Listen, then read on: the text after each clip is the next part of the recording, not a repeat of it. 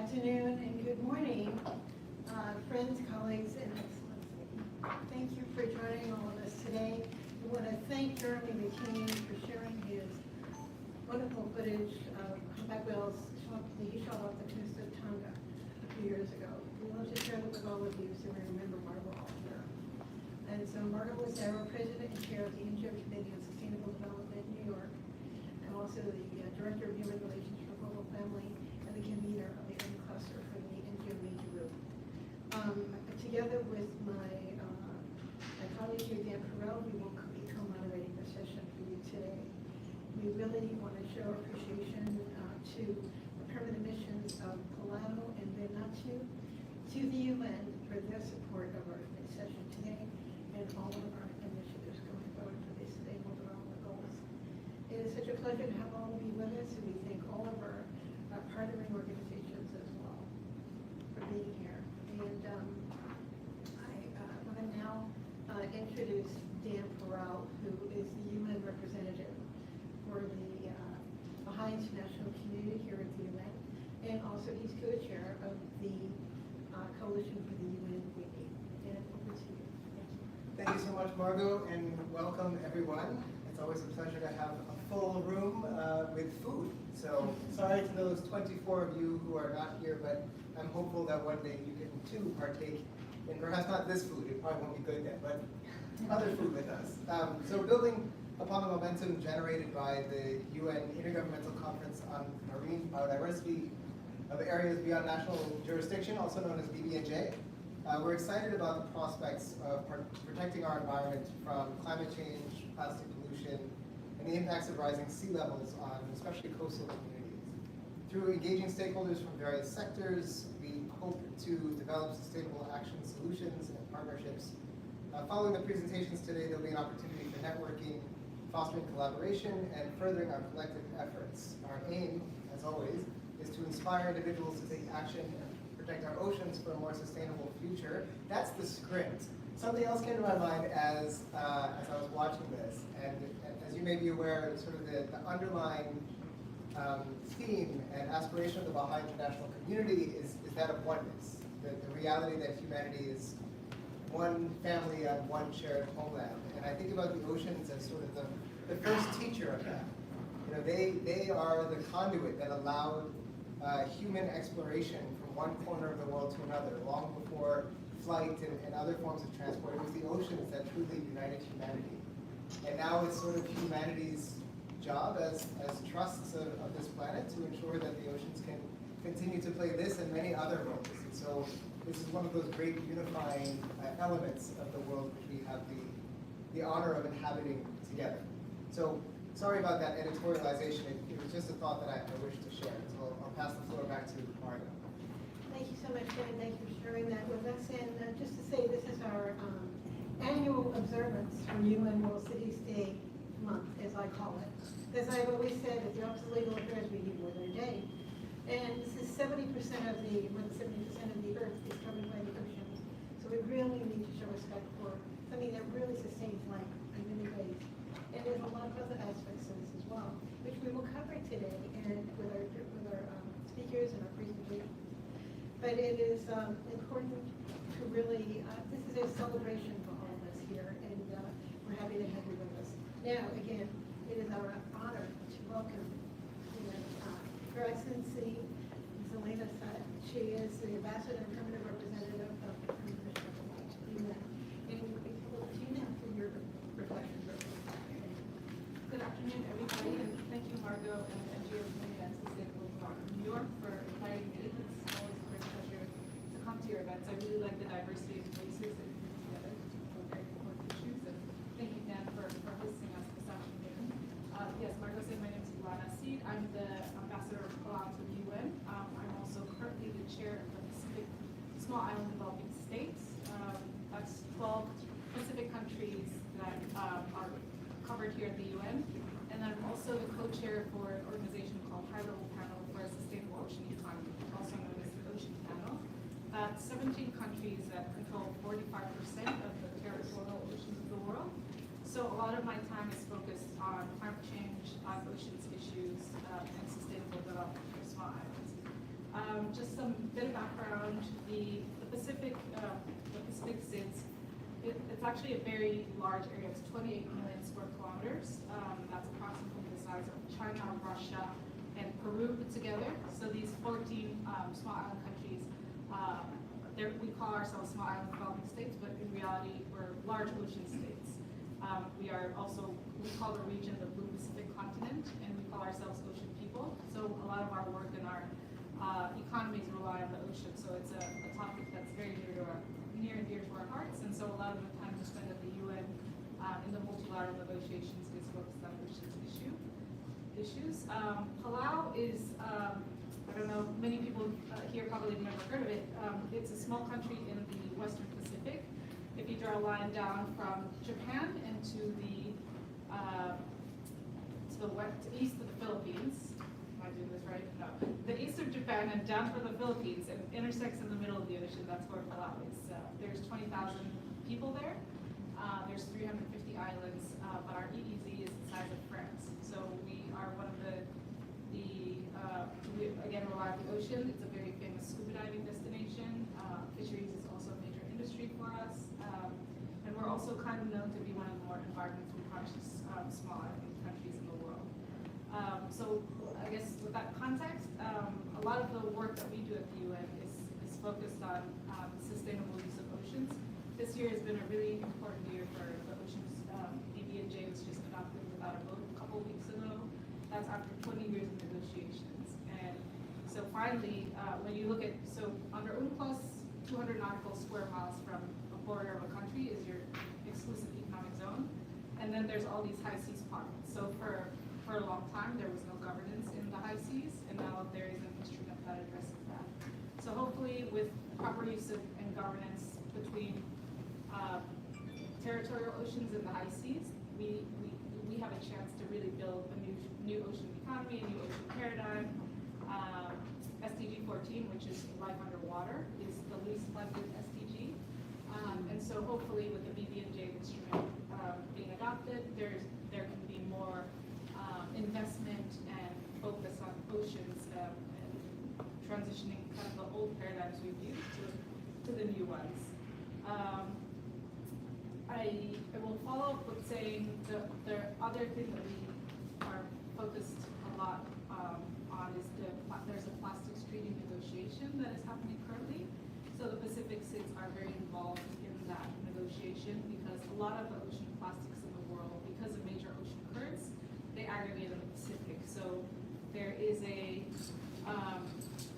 something called the Great Pacific Garbage Patch, which is like these huge masses of plastic that have gone to the Pacific. Nobody's cleaning them up. They're turning into microplastics, which fish are eating. The Pacific exports or supplies 60% of the global tuna trade, and a lot of the tuna is not eating these microplastic, and that's causing. Scientists are saying that it's going to cause health issues. It's causing issues in areas of fertility. So it's another one of these kind of big global instruments that we're very focused on trying to get the ocean to be cleaned up and stopping a lot of the pollution that's coming from plastics. Another issue that Palau is very involved in is deep sea mining. There is a UN organization called the International Seabed Authority that is in Jamaica. Right now, there is big debate on whether or not we start deep sea mining without scientifically backed regulations, and so that's where I spend a lot of my time. So we like to say that we have to think of the ocean as one ocean. It's not different oceans put together. The seabed is connected to the water column. Territorial oceans are connected to the high sea, so we really have to think about it collectively. And Dad mentioned this concept of oneness, and so when you think about the ocean, it's really one thing that kind of connects us all. And somebody else said it in one of the panels I was in, which was a really interesting thing, which is it's the air and the water that connect all of us. And so when you think about issues of climate change and of the ocean, it's solving these problems together that can really solve. We can't solve them without each other. So it's this kind of concept that we have to work together to solve them. It's very much in line with the idea of oneness. Just take a look at my notes to see if I guess finally, so under the ocean panel, one of our kind of big pieces of work is how do we start a blue revolution? That's kind of the tagline that we're working on. The old paradigm of oceans is really just taking, unsustainable fishing practices, illegal and unregulated fishing. There's basically no governance in the high seas. So how do we change those mindsets, and how do we create instruments so we can create sustainable use of oceans, where there's sustainable aquaculture or sustainable fisheries, or things like that, where we can use the ocean, we can manage it better, we measure it, and so we can rely on it for future generations. A lot of that work, we're hoping that some technological advances can help us do that. So just reflecting on the video of the whales, some civil service organizations are creating new technology where they're putting sensors or sonars are in ships, so they emit this sound, and then they keep the whales from crashing into the large ships. So just think about it that way, where there's new technology that solves some of these problems with the way we think about oceans. So I think I'll leave it at that. And yeah, we work on a lot of different things here at the UN, but it's, I think for us in the Pacific, we can't really do anything without oceans. So it's like really in our interest to make sure that oceans are clean, they're viable, and that we can secure them for future generations. No, thank you.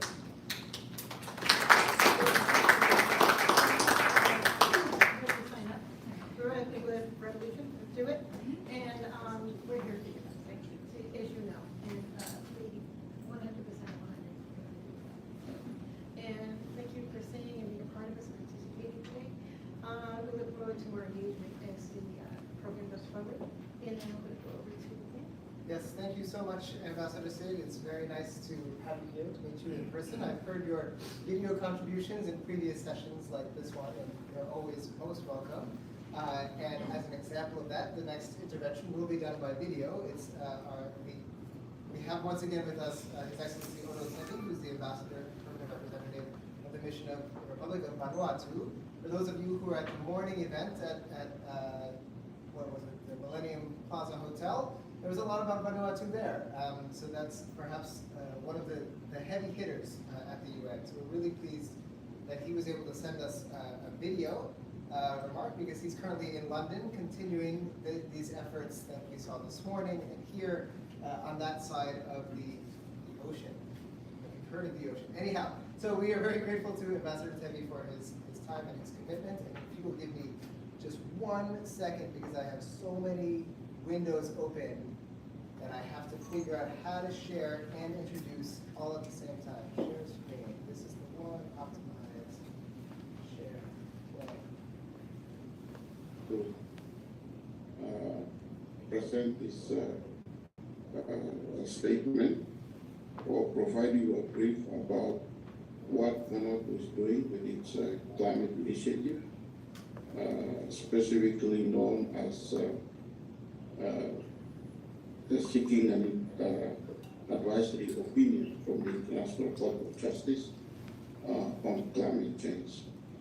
As you all know, on March 29, the UN General Assembly adopted the resolution seeking the advisory opinion from the ICJ on climate change. They endorsed it, they adopted with consensus. So I think this is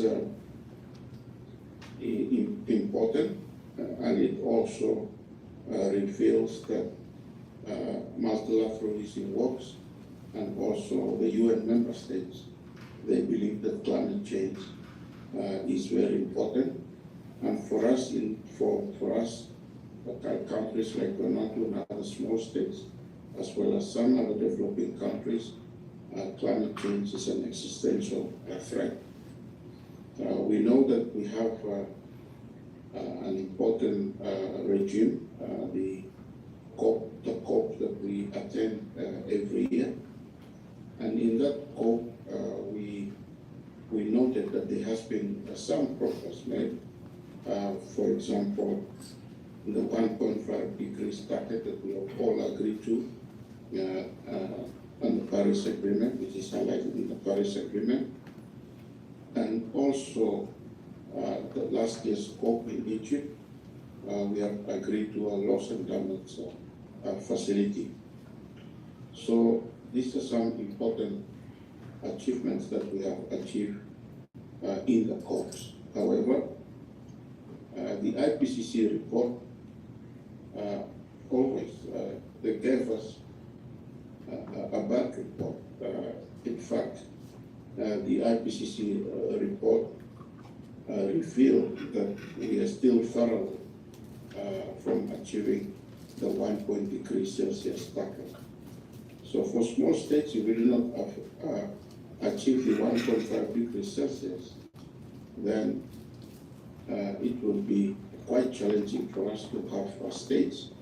But also that means for countries like Vanuatu and other Pacific Island countries, we will be experiencing extreme weather patterns.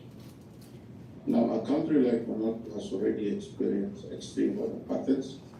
We have seen that within the past 5 years, we have experienced 3 Category 5 cyclones already.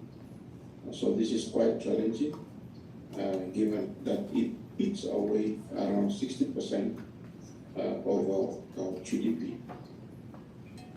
So given that we are still far from achieving the 1.5 degrees Celsius, and also the greenhouse gases that the carbon emissions that is emitted into the atmosphere is caused by human. We need to do something immediately to resolve this climate crisis. For small states like Vanuatu, we cannot really address this climate change challenge alone, but we need international collaboration and cooperation to achieve this. We know that at the COPs, we have achieved a lot, but there's still significant gaps. So as a result of that, Vanuatu felt that there's gaps that we need to be filled, and that given the climate emergency that the Pacific as well as the world is facing, we decided, together with a core group of countries, 17 countries, which represent all regions of the world, and we have decided to take a resolution seeking an advisory opinion from the ICJ on climate change, and it was adopted in March 2023, March 29, 2023.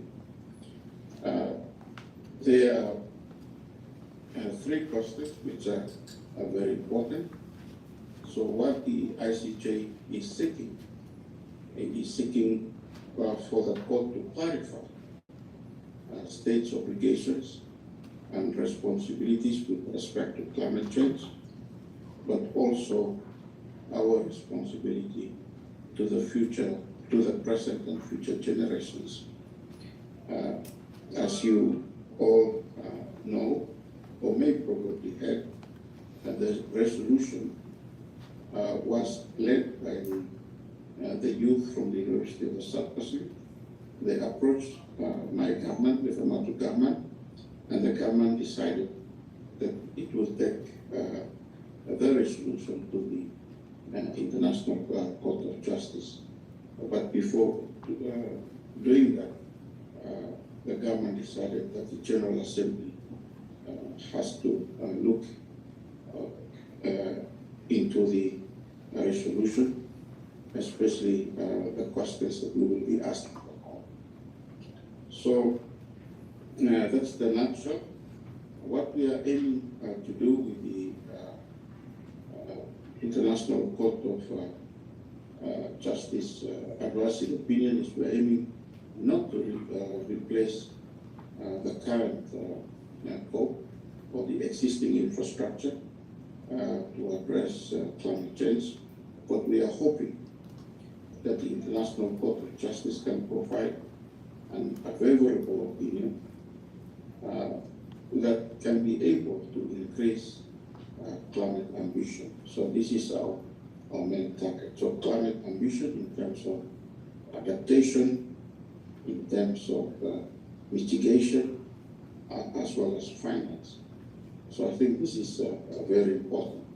We all know that all the major organs of the United Nations have deliberated on climate change, but the ICJ have not discussed or deliberated on ICJ. So this is the missing link that we are trying to do. But we are hoping that the advisory opinion from the ICJ will go beyond the Paris Agreement and will touch other aspects such as the human rights. And this is a broad topic. And for countries in the Pacific, especially for low-lying states, these countries are faced with major challenges such as access to water, to land, and even losing their homeland. So these are the human rights concerns that we are facing. Sovereignty is a major concern, especially for low-lying atoll states. So we hope that the advisory opinion will be favorable and will contribute to the current climate discussions as well as the ambitions, and it will provide us a toolkit for us to work with. We are also hoping that it will lead to the progressive development of the international law, and I think this is very important, and it will lead to a lot of movements around regional courts as well as the domestic courts. So all these initiatives, this climate opinion will be very important. And the other thing to remember is that this is not a silver bullet. The seeking an advisory opinion is not a silver bullet, and as I have mentioned, it will be another tool for us to use in our climate negotiations. As well as here at the UN, we can use this advisory opinion to ramp up our climate ambitions as well as actions. So I will end here, and I thank you all for your support. Thank you very much to the Ambassador Rotevi of Vanuatu. And to make it seem like it was intentional, I'm just going to start recording now so that the ambassadors know they were off the record, but now maybe we'll be on the record for posterity. My apologies for having missed that. So I'll pass back to Margaret. And to that note, the recordings are for our return purposes only. Recording in progress. Nothing will be brought. This meeting is being recorded. Still talk. So now, thank you, Dan, and thank you, Ambassador Tibi. It truly is an honor for us to welcome back Amir Rizal. He is President and CEO of the Global Partnerships Forum. We deeply appreciate your support always and your dedication to sustainable development goals, and also sharing the significance of the Blue Economy goals today. Over to you, Amir. Thank you, Margot.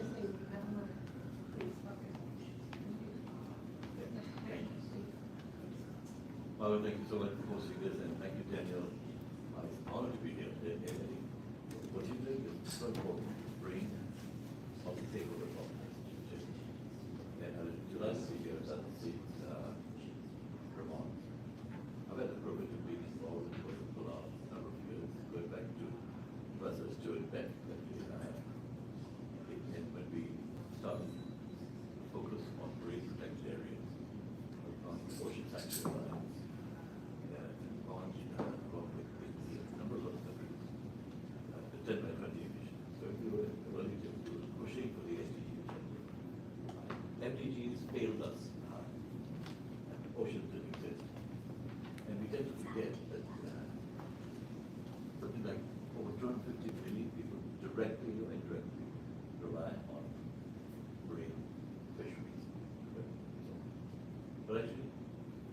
people in county that what happens around this coast. So we fish from there, we get from there, we actually it's very bad, polluted. You mentioned the plastic jar and so on. It's a sorry state of affairs. And the ambassador of Vanuatu mentioned something about going to ICJ and trying to petition member states about doing things, focusing on climate and ocean. We have COP28 coming up. We have one day in which there's nature, land use, and ocean. When we forget that oceans drive something. So I guess it's sort of it's agenda driven. And it's also understandable when these things happen. You can't change that actually overnight. But don't. So this conversation is very important. And once we have faced all these challenges, I love the idea that this is about collaboration, about partnership. I've been privileged to be working in the partnership team for a number of years. Setting up the partnership office when, and the idea was very simple. It's not about charity. We ODA, which most people understand, the overseas programs, runs at about 180 million. COVID-19 caused a dip. It came back up to 2019 levels at 180 million. When the SDGs were set in place in 2015, UNCTAD calculated that we would need $2.5 trillion worth of investments. The Addis Ababa agreement called the private sector to give. So $2.5 trillion where is it? Not as charity, not as donation, but as investments. Well, today that number, in this short span, has gone up to anywhere between 5 and 700. UN says it's 5 trillion, World Economic Forum says 700. So we're way behind. The risk is that by 2030, we'll be starting another set of new SDGs. And all that means is the poorer countries will be left behind, cities will be left behind, landlocked will be left behind, LDCs will be left behind. And we had a very good conference in Doha for the LDCs. Yet again, ocean, region, and when we really calculate that 75% of the Earth's composition is water. But actually, if you take the body mass and everything, it's 97%. Even our own bodies have more than 60% water. So we, I guess, unless we're drowning, we will focus on that. You talk about plastic, but 5 trillion single-use plastic. Countries who have adopted recycling, reusable, but we need 5 trillion single-use plastic bags every day. It is really unacceptable for us. So, what I would say that once we plan our road to COP28, but we have the SDG summit coming up this year, we have HLPF next month. I think the cities, the bills, the Pacific Island Forum, and others, should find a good voice. And part of the challenge is people know the substance. Other member states know the substance, but the voice is not protected. And when the voice is not protected, the potential investors don't know where to invest. And I know always the challenge is how can I get return on capital? I'm also worried about return on capital. So, and countries, island developing countries, landlocked countries, are now looking at those areas by saying, we provide better governance, more transparency, more accountability. But you need to come in and help us build those systems, better reporting. Over the years, the donor countries have said, I present this project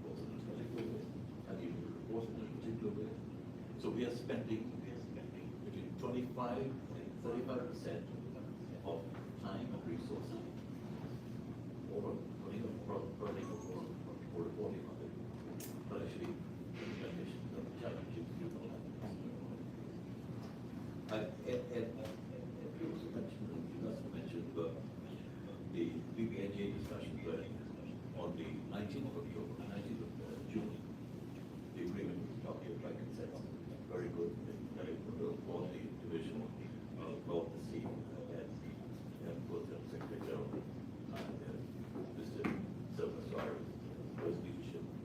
Because that provides a kind of a framework for PBNJ to move forward. I've had the privilege of working with North Sea for a number of years and spent time in Jamaica as well on that when it was really starting to grow. Today it's become a preeminent platform for better regulation, better guidance, better reporting, and so on. But the implementation will remain a challenge. And there again, I would say that we think of it as a multi-stakeholder platform. Perhaps bring around the table investors from Wall Street to see what they are seeing, rather than the assumption that we will have somebody like Legend and Cross who's been in this and invested in it. But heck, you know this. Your peers with this hedge fund, private fund, they believe this, but they don't know where to go.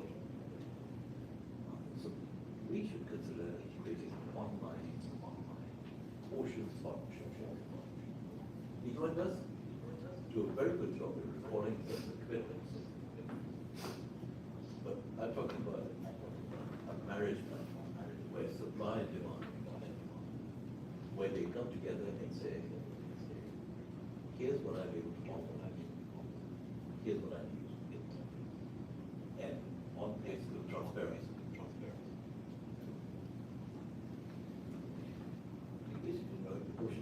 Today's discussion covers World Ocean Day celebration. The UN is hosting a very little big fish from World Ocean Day competition. 10 years back, run by the Institute of July. So I would encourage those who are able to visit that. And maybe a little bit of tidbit on the history of World Ocean Day. It was thought of in 1990. By UNSEN, UN Conference on the Baha'i. It was not until 2008 that it came. And today's thing, happily, if you dig deeper, it says times are changing. Secretary General wanted to resurrect that interest in the ocean generally because they're losing interest. So Palau, your idea of bringing ambassadors together, multi-stakeholders, you did great things. I look forward to it. We stand ready. Thank you so much. Thank you so much for saying that. And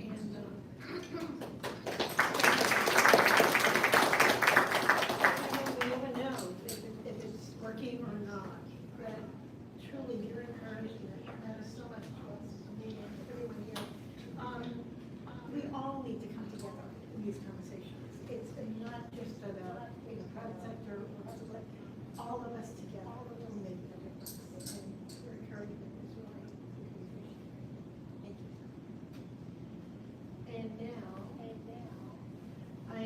I'm going to, sorry, although Sergio Fernandez-Ortega isn't able to join us today, we're delighted to have Matt Chip. He is the Senior Advisor for Public Foundation. And he will share about the program.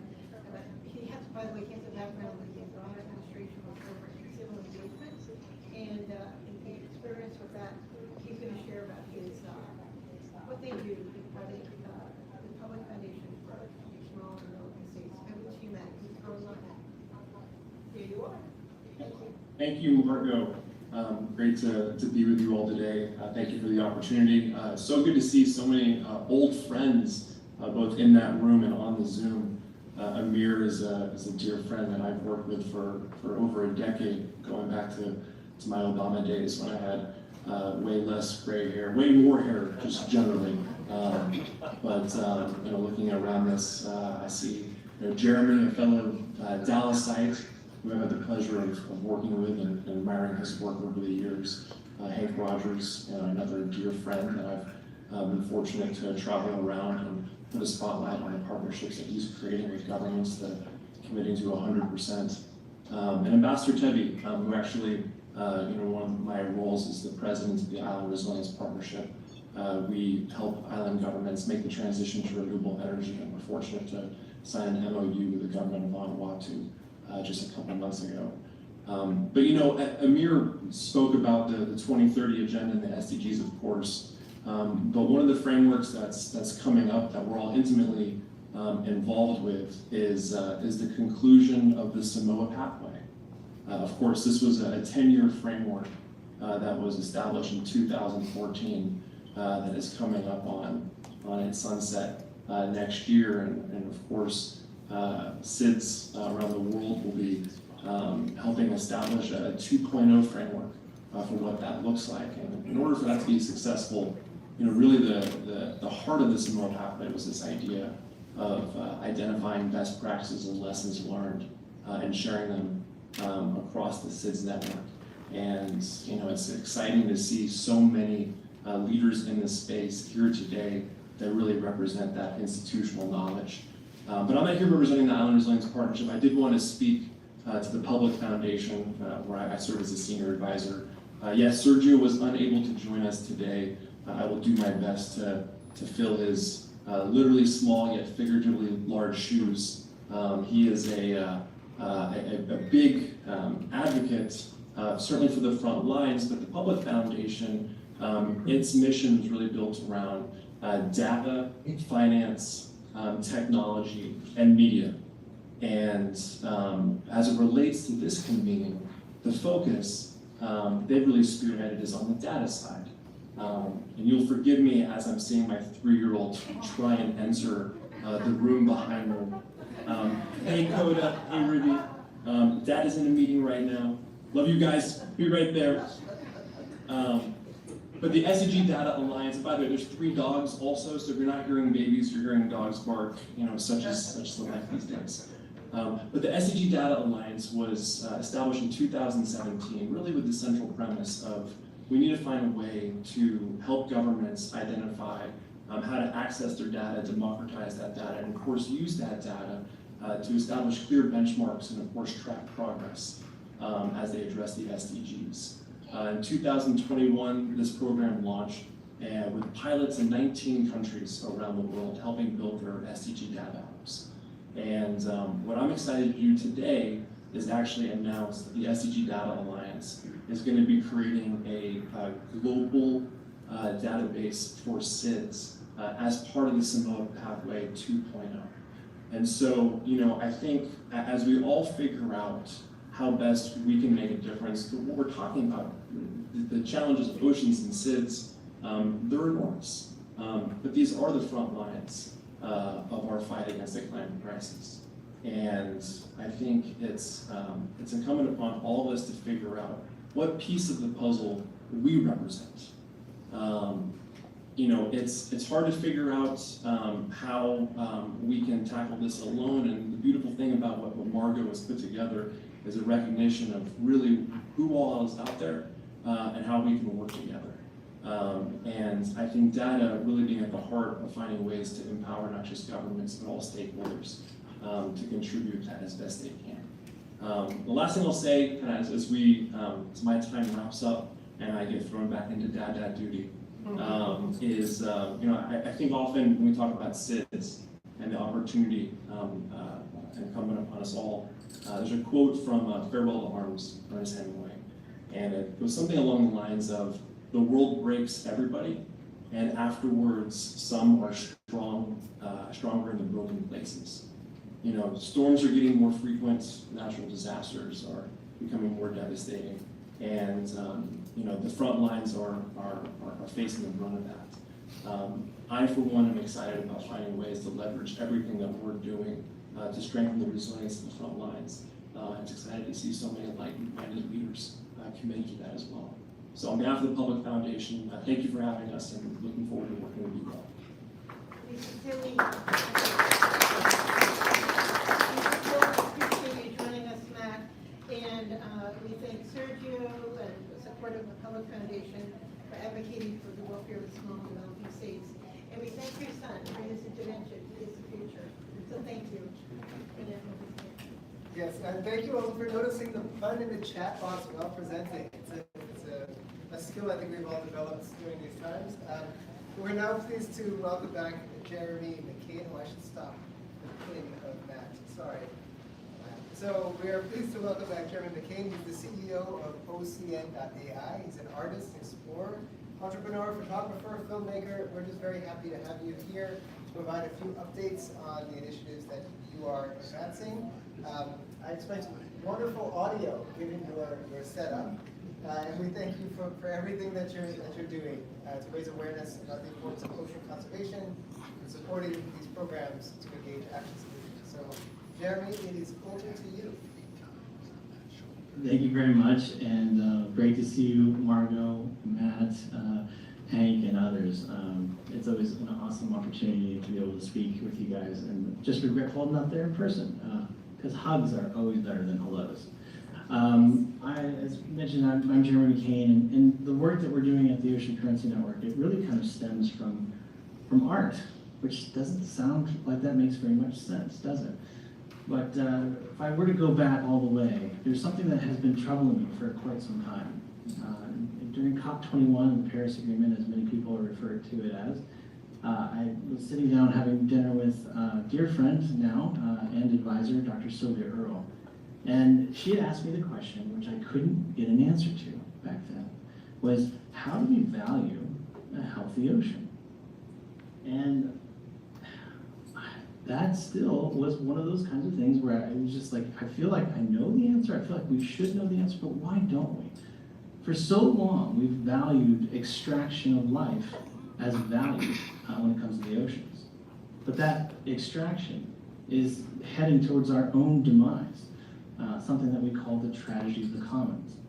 So over the last few years, I've been working very closely with a number of groups around the world. We just recently signed a deal with the British Virgin Islands, as an example, to create what we think is the first nature-based economy that is independent of tourism. Now, when we say nature-based economy, what is that? Well, what's so interesting is when we think about carbon drawdown, we think about how we need to do something about climate change. We sometimes call them as small island states, but actually they're great island states. The nature-based assets that exist on and around island states as the way that they connect with the oceans are incredibly powerful. And in the very beginning, I tried to get this story told through art. You know, I would take photographs of sharks, and whales, and humpback whales, and just anything that I thought was beautiful. But it wasn't, as we say here in Texas, it wasn't quite cutting the mustard, right? We needed to do something a little bit louder. And I became to realize maybe some of the issues that reasons why I couldn't answer that question to Dr. Sylvia Earle in the beginning. I was coming from a position of passion. I love the ocean, just like all of you. In fact, I'm mostly regretful that I'm not swimming in it right now. But most of the people who have the ability to make the greatest amount of change on this planet speak only one language, and that is the language of finance. So the group that I had formed several years ago, the Ocean Currency Network, which is my company now that we're running, the reason why we called it that was because the greatest currency we can have as a human population floating on this blue rock through space is a healthy ocean. And so one of the things that we're actively working on now is measurement, right? If you want to improve something, you have to first measure. We're looking at the idea of looking at, you know, how much seagrass is there? How much carbon does it sequester? How many mangroves are there? Are those mangroves healthy? Is the environment healthy for those nature-based assets to thrive? And when we can measure the impact that we're making, or in some cases not making, we know where to course correct. But where this really comes to a head, and what I'm most excited about, is how do you value nature? Specifically, how do you value what nature does for you? I'm not saying how much does a whale cost, how much does a mangrove cost, but the service that it provides. Think of it this way. We all have had jobs, maybe we still have jobs, some of us, and we are valuable. But to the employer, the work that we do while we're at that job creates that value. And that's what nature does. It's so amazing the way that flora and fauna interact with each other, because that's what creates amazing movements in the carbon cycle. So together with a few of my friends, Ralph Chalmey from Blue Green Futures, we've got, the British Virgin Islands, we're now talking with the Crown Estate in London. For the first time in a very long time, I've been able to sit down with Sylvia. As of late, it was during World Oceans Week a couple weeks ago in New York, and I said to her, I said, I really could use a few minutes of your time, and I realized that's a big ask because, well, it's World Oceans Week, and, well, you're Dr. Sylvia Earle. I'm sure there's a lot of people that want to talk to you. And she said to me, Jeremy, this particular work is probably the most important thing that we can do, because if it's done right, and we can show the world how impactful that this is, it could be the very thing that funds all conservation for the ocean. And that took me a step back for a minute because it helped me realize that all of these assets that exist within the ocean are super important. It's very important. And the problem is, sometimes we look at this space as the blue carbon space or the blue economy space. We say, well, it's a nascent space. It's not possible. Things just, it requires an enormous amount of vision. And as Jonathan Swift once famously said, vision is the art of seeing what others cannot. I wholeheartedly agree with this because we are on the precipice of a new change, of a new environmental movement, and it's one that talks the language of finance. I believe that this is also the same thing that will help us fight and combat deep sea mining. As we all know, deep sea mining isn't just deep sea mining, it's the extraction of what we call conflict minerals. For those of you who don't know, polymetallic nodules that are at the bottom of the sea, they exist in an environment that has relied on the same food services for over 150 million years. It is the least likely ecosystem to adapt to any kind of change. And yet, we're racing down there to go take it as quickly as possible. So, when we think about what it is that we can do, at the end of the day, every single one of us has a superpower. You've heard me say it before, possibly, that there is no Superman of the ocean, but there is a Justice League. And each one of you, with your capabilities, plays a vital role. So I reach out and implore all of you to say, what language should we be speaking in? Can we speak the language of finance? Can we explain the value of a whale, of a mangrove tree, or a seagrass, salt marshes? If we could figure out all of those things, and we have figured them out, then fundamentally we can get to a spot where we can tell the world how valuable a healthy ecosystem is. And so I'm just grateful today to be included in your program. I think everybody here so far, what I've heard, has an amazing amount of passion, but I ask that you take that passion and focus on action. And I make one challenge to all of you that is here today. Out of the things that you've said, out of the things that you've promised, what will you do next year when we're together? Will you tell us what you've accomplished? I plan on doing so. Thank you very much for having me.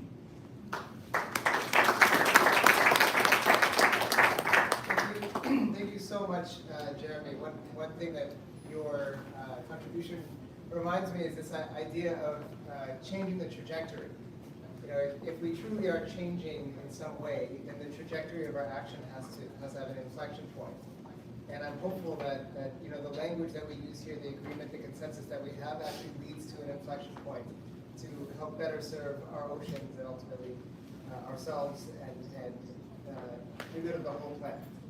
So with that, I'll pass on to Thank you so much, and I really want to thank Jeremy again for our opening film, Your Best Friends, with the humpback whales that we have. We show it every year. And it just brings us to the center of peace that we need to focus on reflections for the ocean. And we have our slogan with the NGO Committee on Sustainable Development, turn your passions into actions for change. So thank you for saying what you just said. Now we warmly welcome Galen Rosenweiss. She is the founder and of Global Ocean Exploration. She's an artist, scientist, an author, an explorer, a photographer, and a filmmaker. And, Galen, please share your updates with us and your passion for sharing a sense of wonder for the oceans, and also how you feel about sperm whale. Thank you so much. Over to you. Oh, thank you so much, Margot. I'm so happy to be here. I'm going to share my screen. I hope it works. There we go. I am so delighted to be here to take you on a journey about sperm whales. We started with Jeremy's humpback whales, and to tell you, to kind of dive into the world of oceans and ocean exploration. So a little bit of a break from the talk, but certainly following our passion is what's so important to me in getting people to connect with the world. And my connection with the ocean started with looking in the eye of this sperm whale back in the early 80s that had stranded on the beaches of Long Island where I grew up.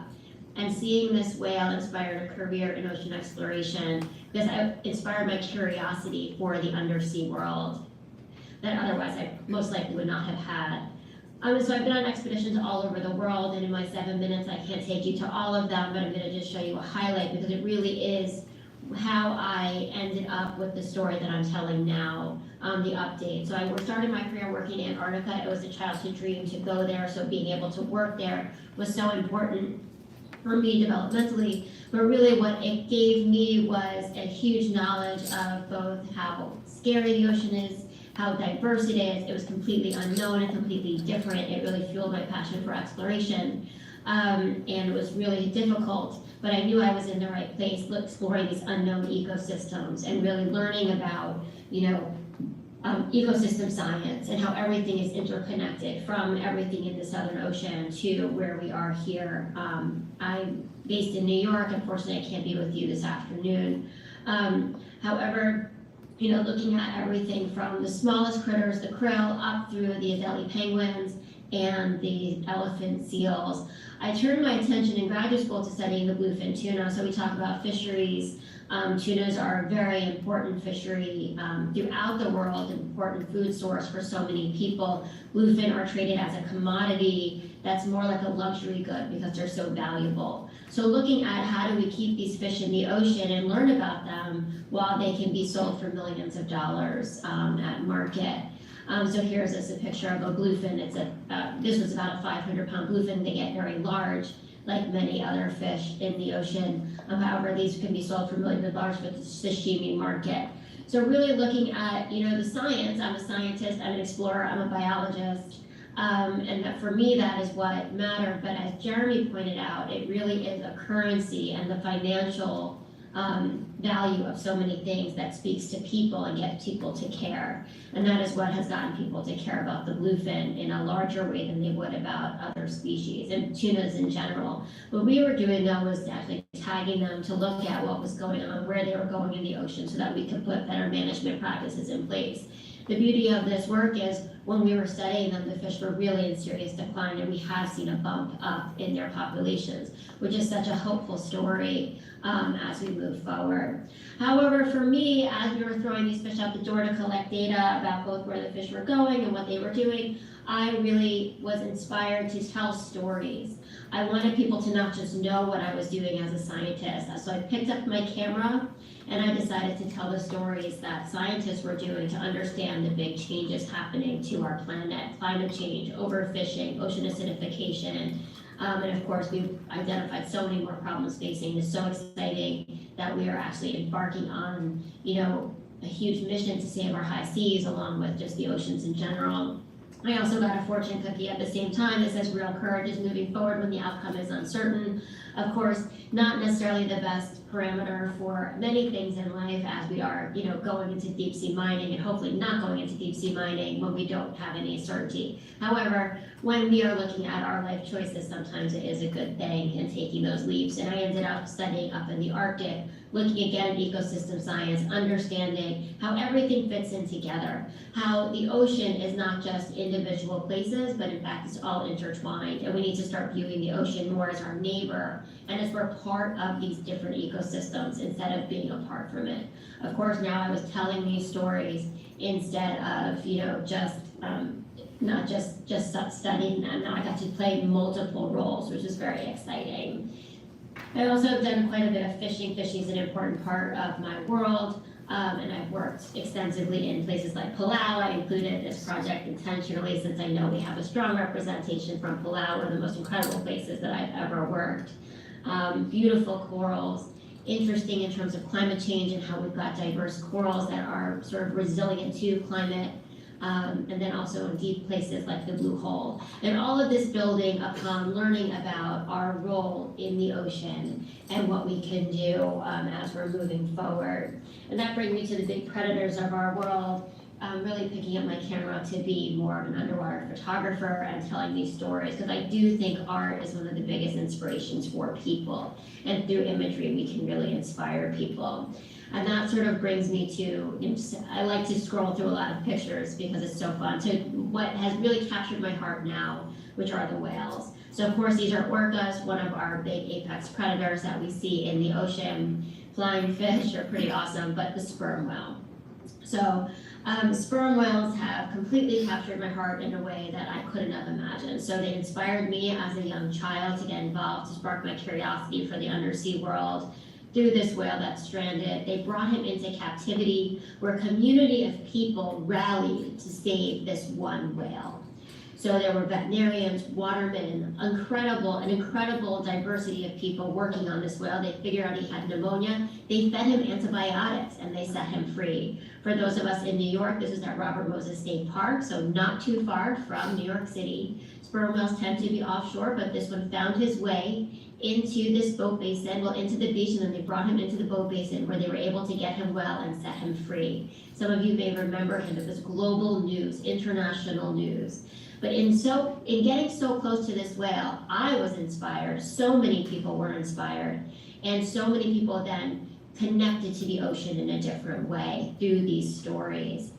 So they actually fed him antibiotics in squid, and then as he got better, they set him free. And so my question was, after my career in ocean exploration and storytelling, where would that whale be if he had survived, which they do think he did now 40 years later, and where should he have been as a baby whale in the ocean then? So I went down to Dominica. There's lots of amazing sperm whale science going on now in Dominica, everything from listening to whales to trying to talk to whales. However, for me, it was really about connecting to them and learning about their behaviors. And there's a resident population of mothers and baby sperm whales there. We find them by listening or just by seeing them. We can see here, hopefully it's coming through, you can see there's 4 whales in the foreground. That's the boat I work on with this beautiful mountainous rainforest island, covered island in the background. And as we get close to the whales, you can see there's 4 adult females here and 1 baby. They live in these incredible matrilineal groups. And I've been fortunate enough to reconnect with them and get in the water with them. And what I've learned in this is that there's a tremendous connection to the eye of a whale, to whales in general. They're mammals. They speak to us, in their own way. They connect. They're curious about us just like we're curious with them, and it's very special. Here's a minute clip of one of my favorite interactions that I had with the whale, and it was about 26 minutes. And these whales swim so quickly, but she decided to just stop and meld minds with me and just completely in this incredible moment, never lose sight of me. She slowed down, she turned, she pirouetted around me as I swam slowly. If she didn't want me there, she would have hightailed it away. But instead, we had this incredible connection. So as you saw in Jeremy's video in the beginning, these whales, they allow you into their world. And it's so incredible to be a part of their world where so many people feel this disconnection to the ocean, which I don't feel, and I'm sure many of us in the room don't feel. We feel very connected to this space. However, being in the water with these whales after a career of ocean exploration, has really added to that appreciation of really the ocean being a part of our global community and our global ecosystem. So just a few more pictures of whales. I can't not show some of my favorites as I talk about them. They're so incredibly playful. The mothers take care of the babies. This one, the mother's actually nurturing the baby to say, you're in the wrong place. So she actually puts him in her mouth and nudges him away.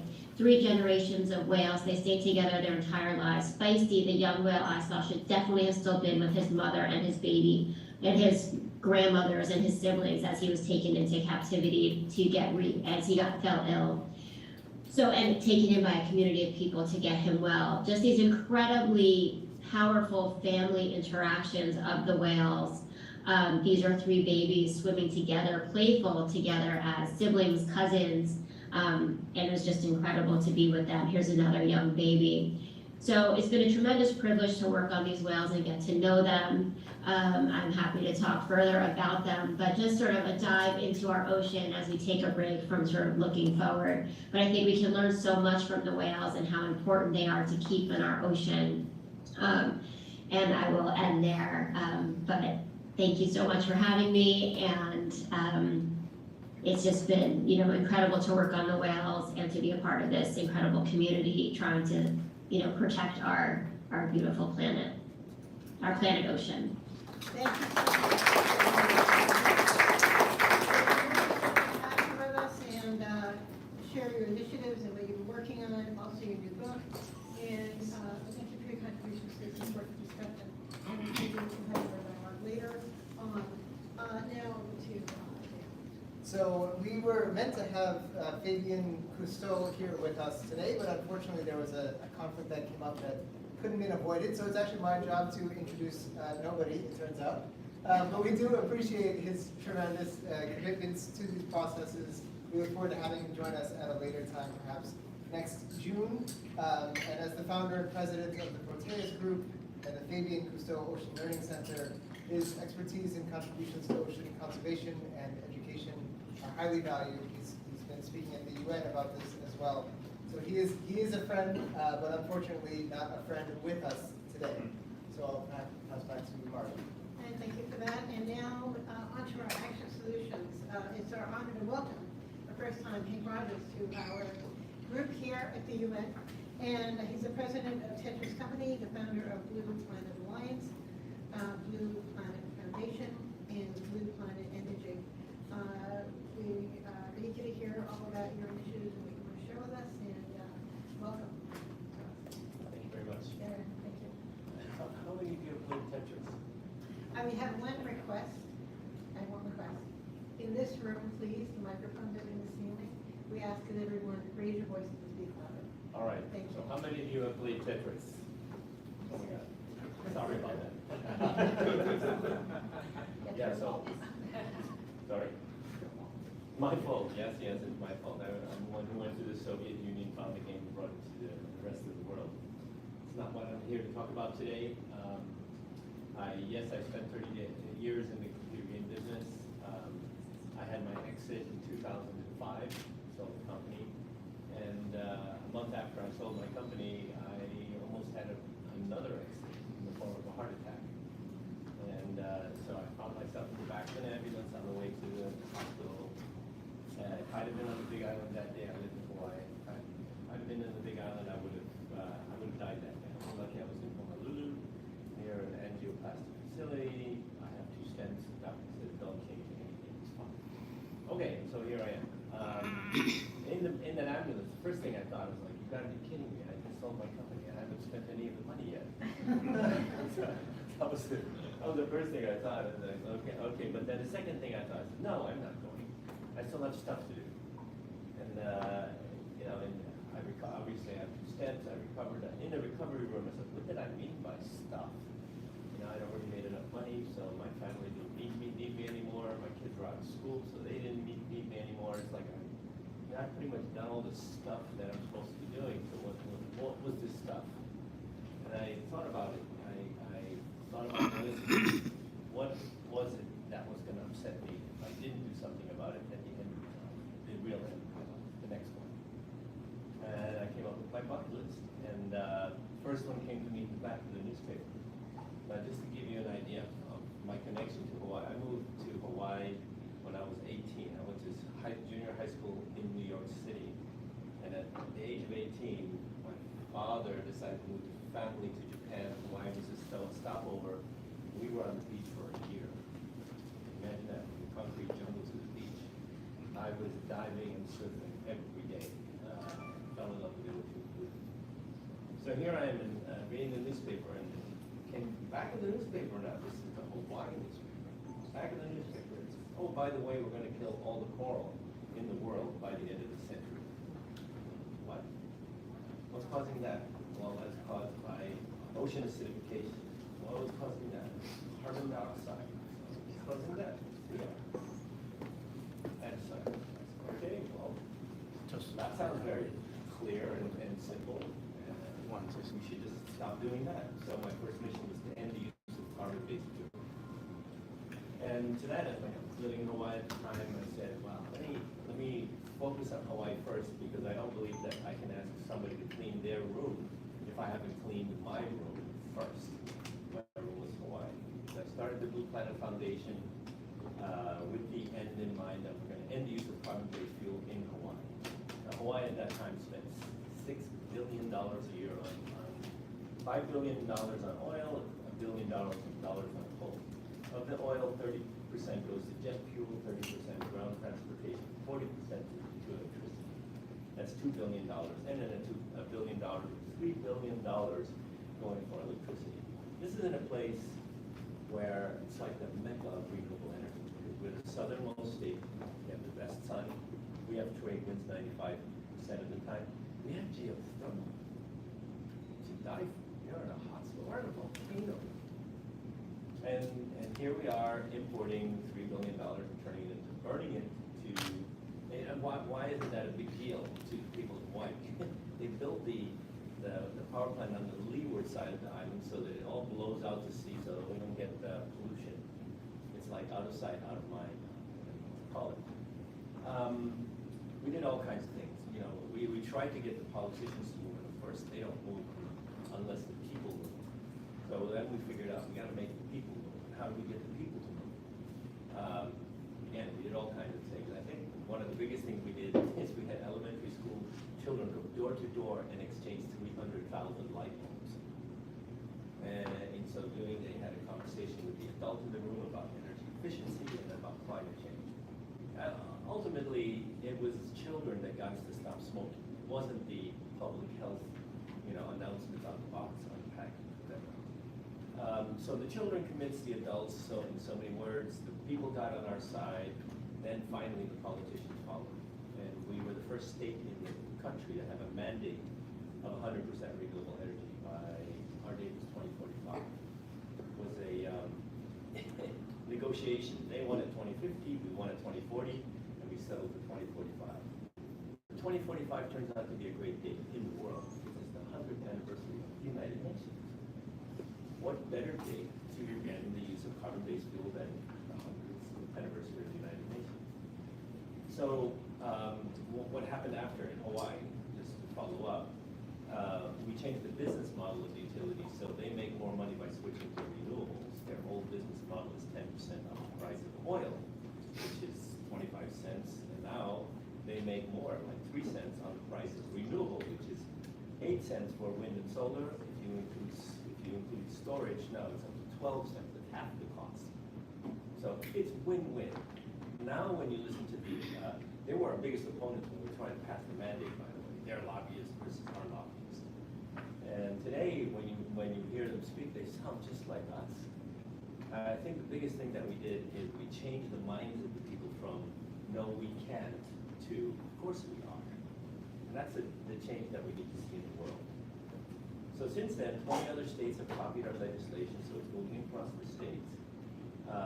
But I need this, or we need this, to move across the world.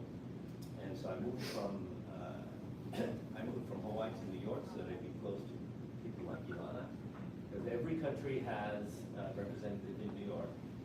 So this is the gathering place of all the countries in the world. And what I really like to do is to get all countries in the world to have a mandate. And we started in island countries, just like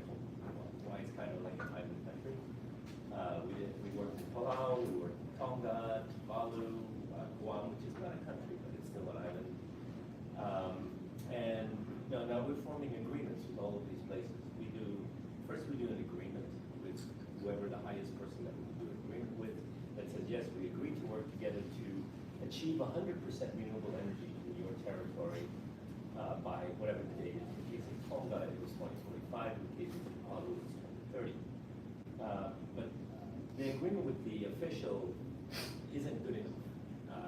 Ultimately, what you need to do is have legislation, because if you have an agreement with an official, when that official is unelected for the next official, they might just change their mind. Where have I heard that before? So we followed up with legislation. So we're trying to do what we did in Hawaii with the legislation. We passed legislation in Guam, and we're working on it now. Try to get it passed.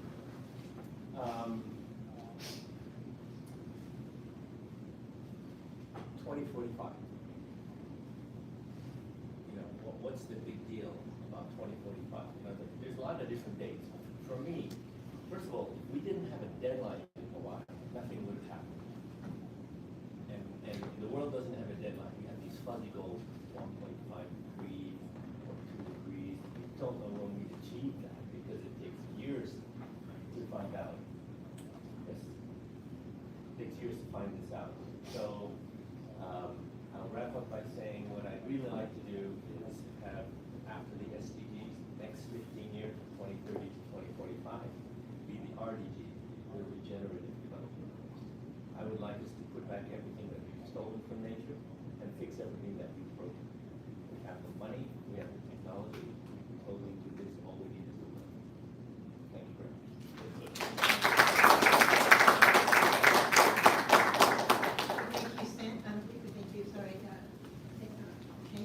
And we appreciate all that you brought to us and we look forward to supporting you. Thank you, all of us. And now back over to Dan. Great, so now we have Stan Chen, who will share a couple of thoughts. And so what we're going to do for this portion, we're going to try to move a little bit more quickly through. So all speakers have about 5 minutes. I'm going to do a very clever as the time gets close, and then a second one as the time surpasses, and then we'll see what I do after that. You don't want to see what I'll do after that. So we'll turn over to Stan now, who is the CEO of RecycleGO Inc. and President of United Metal Recycling. We're very happy to have him join us. We invite you to provide an overview of your initiatives and the work that you are doing to drive positive change. I have your slideshow, which I will share just as soon as you start speaking. So you have the floor. So thank you, everyone. Thank you to Margot for inviting me here, and it's great to see all of our close friends and associates who are so passionate about making a change and making a difference in the oceans. Now, as Amir was pointing out, there is a lot of capital that is waiting to be deployed. And I really do think there's a lot of capital waiting to be deployed among traditional finance towards climate solutions and ocean solutions. So as somebody from the private sector, one of my jobs was to really think of business models and valuation models to really bridge that gap. And to that end, I really wanted to focus on our platform RecycleGO, which is essentially a carbon accounting blockchain platform, and the specific use case when it deals with the oceans, specifically around plastics. Now, next slide, please. So regarding plastics, obviously, we talked about, as Jeremy was saying, and talking about Ralph Chalmey, who actually placed a valuation around ocean assets and natural assets working with the World Bank. I asked Ralph when I was speaking to him, I understand the valuation model behind, essentially carbon sequestration assets, natural-based assets. But what is the environmental cost of plastics? So, looking at the cost side, we actually can come up with the environmental cost of plastics. In terms of the wealth creation, the wealth valuation of ocean and marine life and resources, the studies actually right now, latest studies are around $47 trillion is the actual valuation of all the marine assets, and that's just on a monetary basis in terms of what value it is, what kind of value it provides for us in terms of economic value. That's not even talking about the valuation of carbon sequestration value. So at present, we have 14 million tons approximately, actually at least 14 million tons of plastics really just being dumped into the oceans every single year. The economic cost of all of this ocean plastics right now is in excess of $2.7 trillion. That 2.5 is it's actually closer to $2.7 trillion. And it's increasing every single year because more and more plastics are being introduced into the marine environment every single year. This is through the loss of biodiversity, marine entanglement, loss of basically fishery volumes, et cetera, et cetera. This is not even including basically the valuation of carbon sequestration models. So given this, all right, how do we turn ocean plastics, how do we turn plastics and our society's really addiction to plastics from a cost driver, and how do we build valuation models to make sure this is not a cost driver, but basically a wealth creation model? Next slide, please. Look, our specific use case deals with I tried to tackle this in terms of our platform by examining this most basic problem. 90% of the world's plastics comes from 10 rivers, all right? And one of them is the Niger River in sub-Saharan Africa, and where the river meets the ocean is, the next slide, is Lagos, Nigeria. And that's where our software is being deployed as a blockchain software platform to track plastics recycling, all right?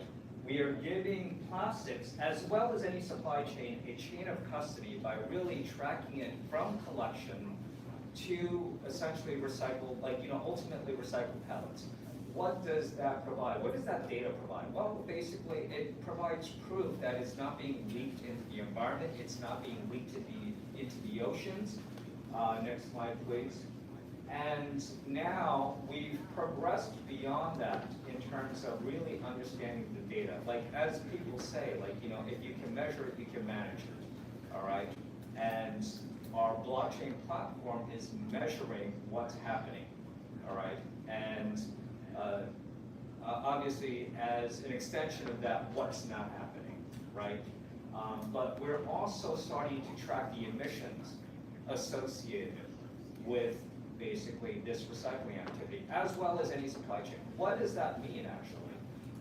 In this instance, because we're actually tracking the emissions on each point of this recycling supply chain, we can actually calculate the embedded emissions of the products that are being processed through the supply chain, in this instance, plastics.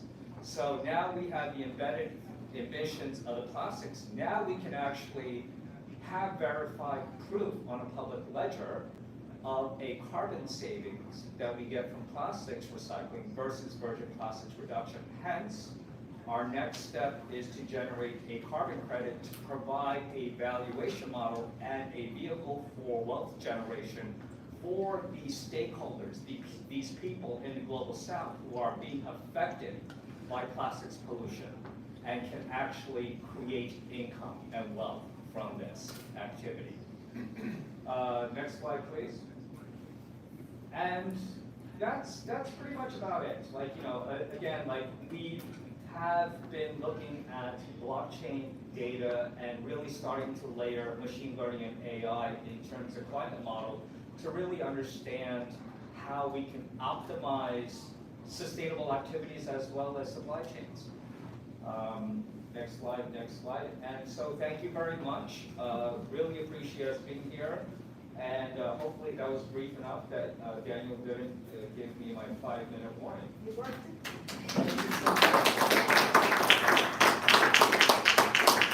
That's really excellent. I love hearing these different ways of approaching solving problems and actually turning them into solutions. So stumbling blocks then become stepping stones. So thank you so much, Dan, for sharing.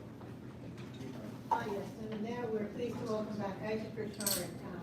He's a friend, he's a managing director of Global Access Partner, and he's also the co-founder and president of the Institute Relief Fund. You know, we appreciate your dedication, Isaac's support for the UN Sustainable Development Goals and through your initiatives and connections in Urbanization. Thank you, Margo. Thank you, Dan. Excellencies, ladies and gentlemen. I speak before you to discuss an urgent matter that requires our collective attention and action, the revitalization of our oceans. The health and vitality of our oceans are not only essential for the marine ecosystems, but also for our well-being of our planet and future generations. To address this pressing issue, I believe that partnerships are crucial. It is through collaborations and shared responsibilities that we can achieve meaningful change. First and foremost, we must acknowledge that the challenges facing our oceans are complex and multifaceted issues, such as overfishing, plastic pollution, habitat destruction, and climate change, threaten the delicate balance of marine life. No single entity or organization can solve these problems alone. We need to forge partnerships that bring together governments, businesses, NGOs, scientists, and local communities. Governments have a vital role to play in creating policies and regulations that protect our oceans. By establishing marine protected areas, enforcing sustainable fishing practices, and implementing effective waste management systems, governments can provide the necessary framework for ocean conservation. However, government actions alone are insufficient. It is the collaboration efforts with other stakeholders that truly make a difference. Businesses, both large and small, have tremendous influence and resources that can be harnessed to protect and restore our oceans. Through sustainable practices, responsible sourcing, and innovation, businesses can reduce their ecological footprint and contribute to the preservation of marine ecosystems. Furthermore, partnerships between the industries and environmental organizations can drive research and development of new technologies that promote ocean conservation.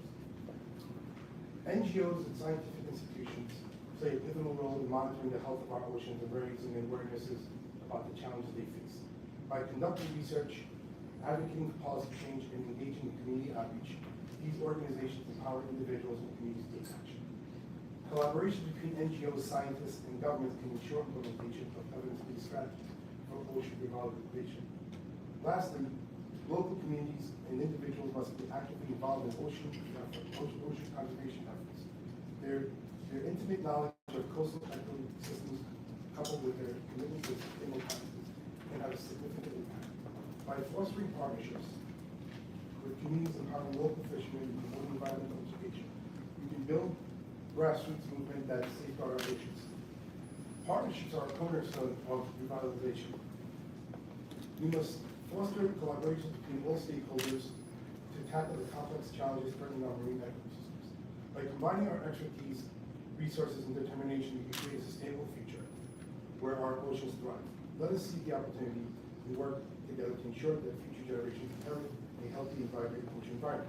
Now, our nonprofit SDG Relief Fund uses data from the UN and other sources to develop and support networks among stakeholders, creating partnerships on a global and local scales. We integrate small businesses, many family offices and foundations with support from the public sector.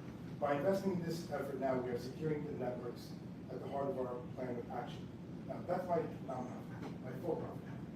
So I have a consulting company that helps identify investments relating to clean plastics. Okay? The one thing people are scared to talk about is the return on investment. Okay? Everybody wants a high return. There's a lot of scientific talk, but not enough about what's the return on investment. Now, we specifically work with clients that are looking for lower margins, long-term, with a higher impact. Okay? Because for years, no one wanted to invest because the impact, the margins are very small. Okay?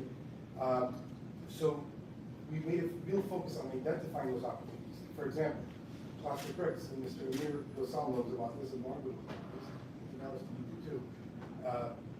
We started a company taking plastic from the oceans and converting them into bricks for affordable housing.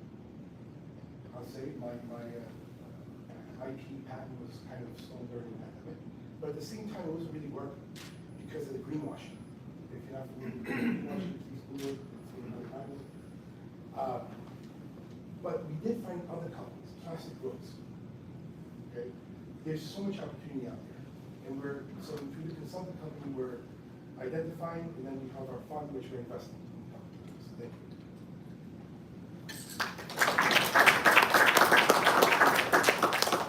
We agree with you in your strategic partnerships and collaborations in mobilizing resources to channel solutions toward sustainable oceans.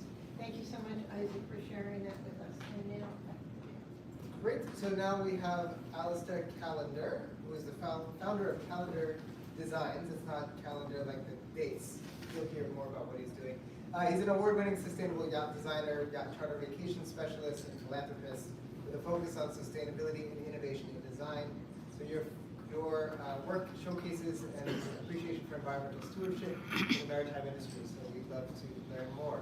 And hopefully you can share a screen. Look at that, it's already up. Thank you, Alistair. Thank you very much. Excellent to see Margot, Dan, everyone here. It's a pleasure to be here, and I look forward to speaking a little bit to you about my project today. So I've been speaking about my passions on ocean conservation and sustainability in yachting my whole career. And this combination resulted in my design, which I called Soliloquy, Super Green, Super Yacht. Now, Sir Peter Blake was the world's famous yachtsman, also an environmentalist, but to me personally, he was one of my mentors. When I was a young boy in the south of England, he taught me to sail. And he said, beautiful and unique planet Earth as we know it is in serious trouble. And our watchword is sustainability.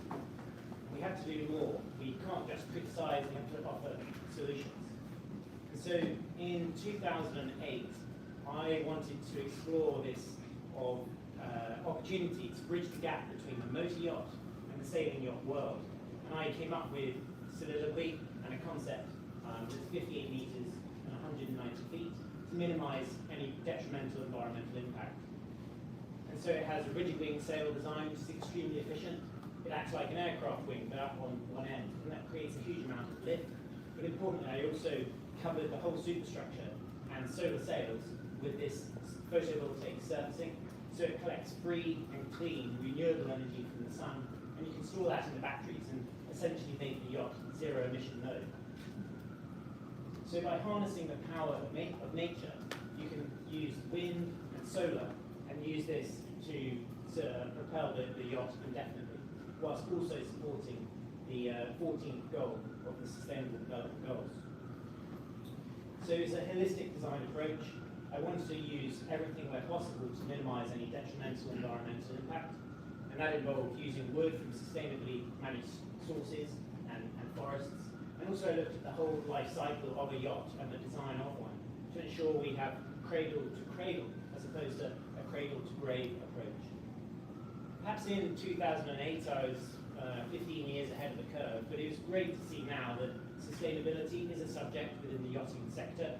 That includes various organizations, including the Water Revolution Foundation. They're helping to educate the industry broadly across the industry around the world. And also Moravia Yachting and the Wider Hill Robinson Group, who are doing so much to support ocean conservation. And they're also the first company in the yachting sector to offset their global operations. And I love to curate tailor-made charter vacations for my clients and advise them how to make their yacht ownership as sustainable as possible to minimize any impact. And indeed, they can use their yachts at the ends of the earth to explore and find new species and support ocean conservation.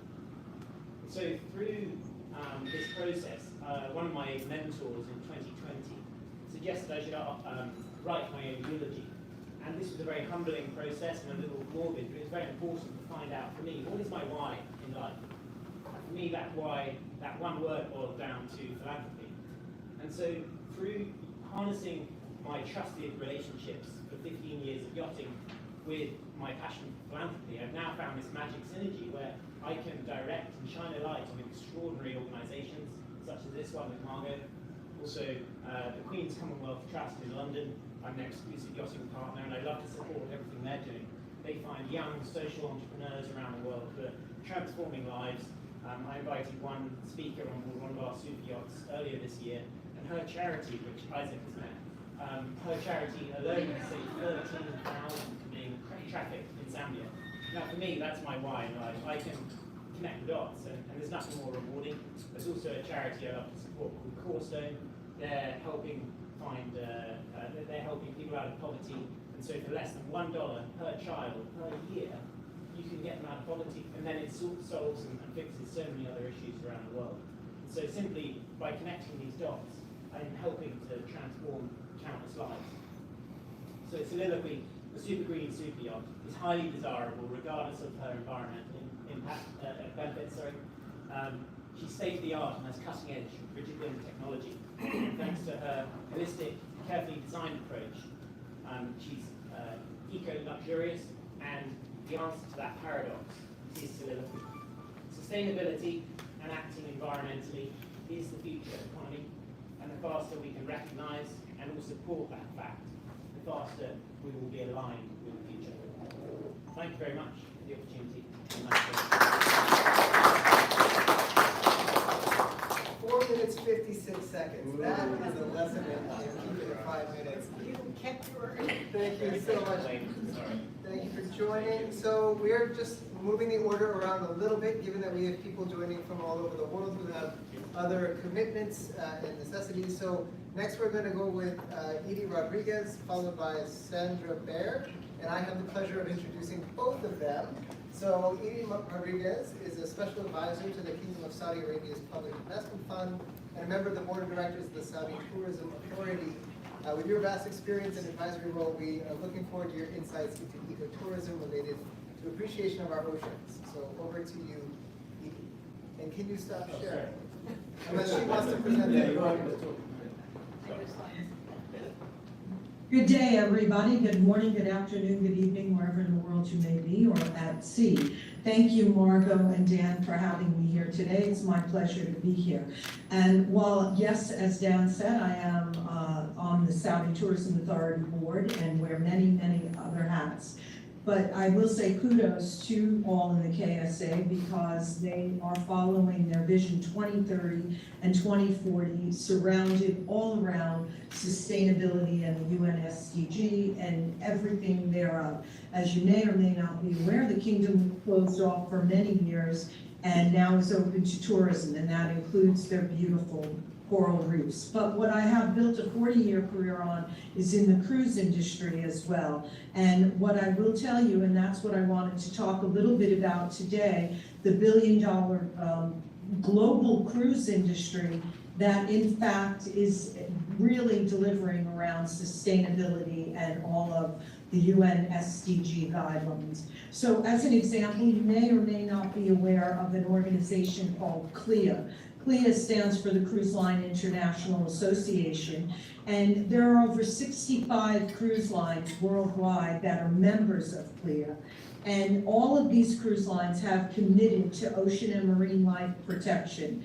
And this involves a myriad of coral reef restoration, advanced wastewater treatment systems that rival land-based systems. And the list goes on into the deep sea and underwater.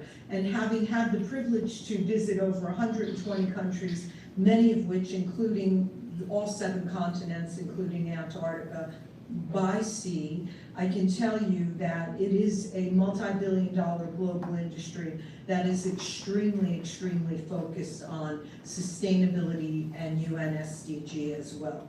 So it's really, the industry as a whole has progressed, and I can tell you that even in all of the multi-billion-dollar of ship designs that include, as Alistair talked about, yachts. When we say the cruise industry, people are under the misnomer paradigm that it's just these big floating cities. That is not the case at all. That industry is comprised of river boats around the world's rivers, everywhere from China to Asia to Southeast Asia, to Africa, Europe, etc.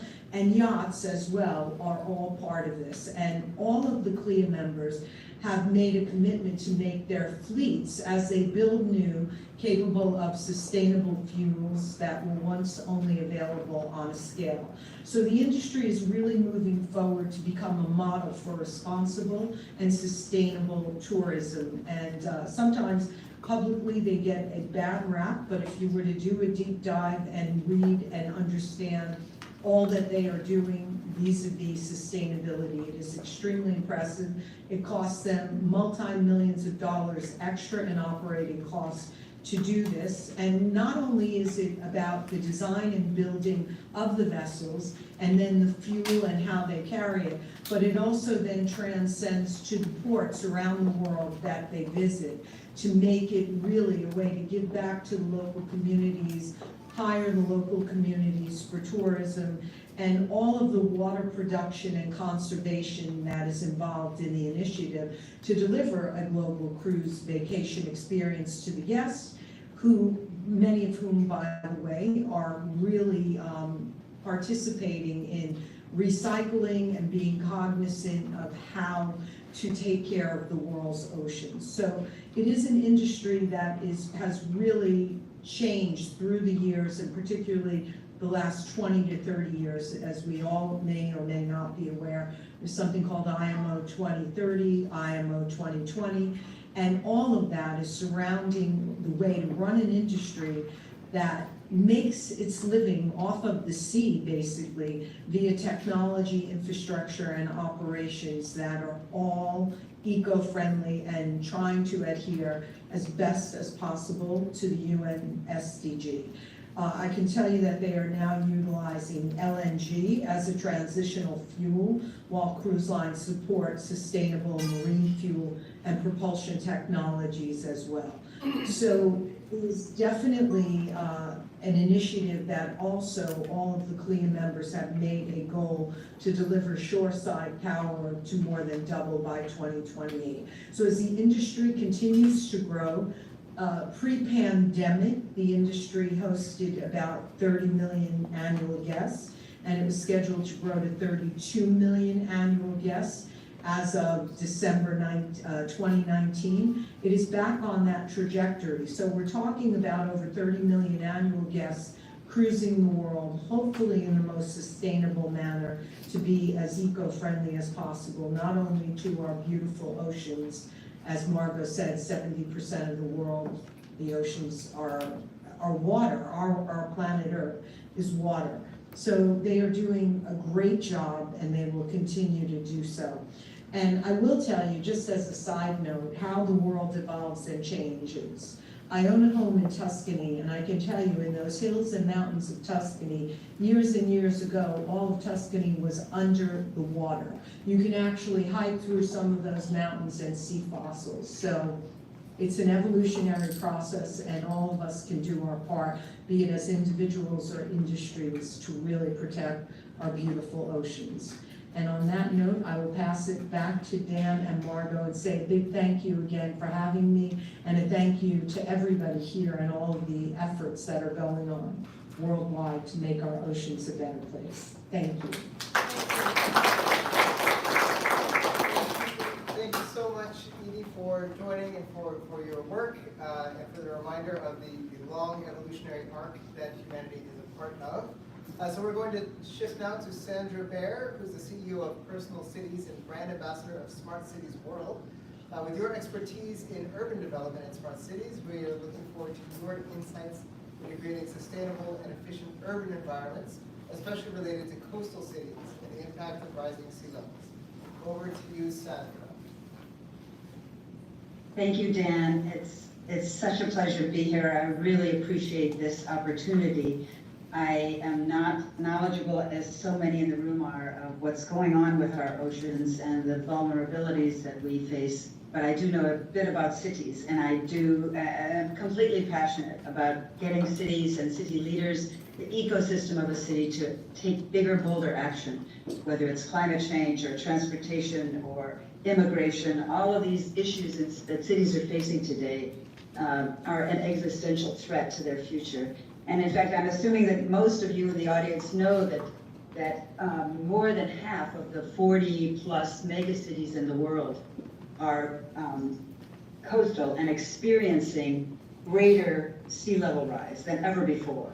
So when you talk about an existential threat, I think that cities need to be more aware of what the challenges are, what the opportunities are. I love the story that Galen shared with her adventures in the ocean. I think it's the perfect way to really impress city leaders, especially those that can orchestrate change in their city, to see the beauty of it, the passion about it. I think that this meeting, in fact, many of the presentations I could share with city leaders and have them understand more about what's happening and what needs to happen. As Margot and I talked, I said, you know, you can talk about cities all over the world that are in jeopardy regarding sea level rise, but I thought it might be useful, and if you know this already, please forgive me, but I thought it might be useful to talk about a couple of US cities that are in such vulnerable states. First, New York, and sort of some of the actions they are taking or planning to take. I feel like that's a really important way to show other cities around the world what's happening. So New York in 2022 created a plan for action against sea level rise, and it's basically three things, some of which I think are quite controversial. I wish I was around to find out more from you experts in the room about the opportunity here, but first is to build seawalls, some are 12 feet, some are 20 feet high.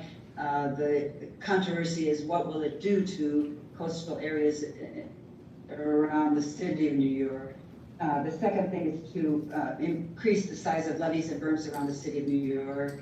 And the third is to deploy movable gates that open and close with storms and any kind of wind and storm disaster. I think the questions are, you know, will it spoil the waterfront? What about the parks and the recreation areas right on the coast of New York City?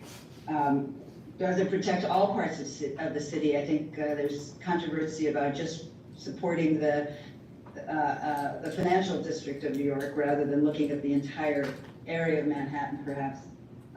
But the question, I think, for all of us to understand, and some of you on this call appear to be experts, so we can talk later, but I think, you know, the question is, what are the costs of these plans and what are the realistic future scenarios that cities should consider? The second example is Miami, Florida. I think they have the plans to prepare for sea level rise by 2040 are the expected sea level rise is expected to be 10 to 17 inches. So that is a big change from where it is today.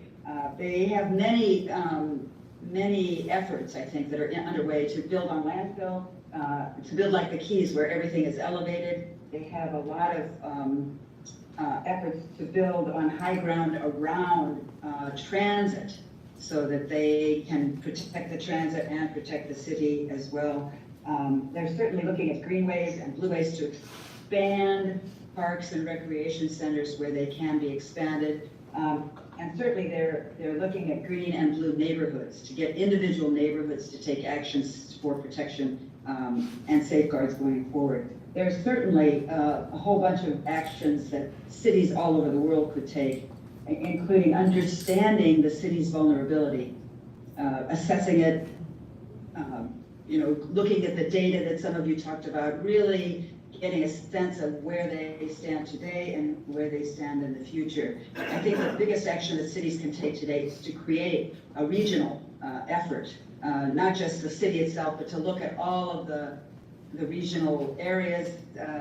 Sea level rise does not pay attention to city borders, so I think that's part of the opportunity. I guess just in closing, I think there are really three things that cities can do. One is to make themselves stronger, seawalls, etc. The other is to adapt to nature, to embrace it, and we see that in many cities around the world. And the third opportunity is to plan for retreat, to figure out ways for citizens, and it is already happening in the world, of course, but for citizens to move away from the coastline or the future danger that is ahead of us. I'm so optimistic, however, and I know the cities, based on the information that you've communicated, will take stronger action perhaps, and that's my hope and my optimistic view. Thank you so much for this opportunity. Thank you, Sandra, for your contribution and for your work with cities the world over. So I'll just pass right over to Margot. Thank you so much, Sandra. And now we're pleased to welcome Richard Kushner. He's the Senior Investment Counsel for Conservation. And we invite you to share your expertise and insights from the perspective of your company that you formed. And over to you, and we hope you're feeling much better. Are you there, Richard?